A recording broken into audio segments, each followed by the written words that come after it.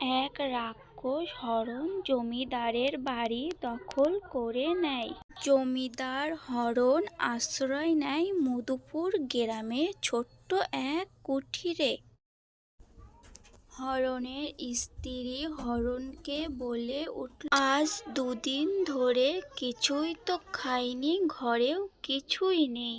ওই দূরে জঙ্গল আছে, যাই দেখি কিছু পাই কি। এই বলে হরণ চলে যায় জঙ্গলের দিকে খাবার আনার জন্য। ওই তো তান্ত্রিক দাঁড়িয়ে আছে, যাই দেখি আমার দুঃখের কথা বলি। তান্ত্রিক গিয়ে রাক্ষসের প্রেমে পড়ে যায়। তান্ত্রিক বলে, চলো আমরা চলে যাই। আমার সম্পর্ক সমাজ মেনে নেবে না, চলো অনেক দূরে চলে যাই আমরা। অবশেষে হারান তার নিজের বাড়ি ফিরে পেল।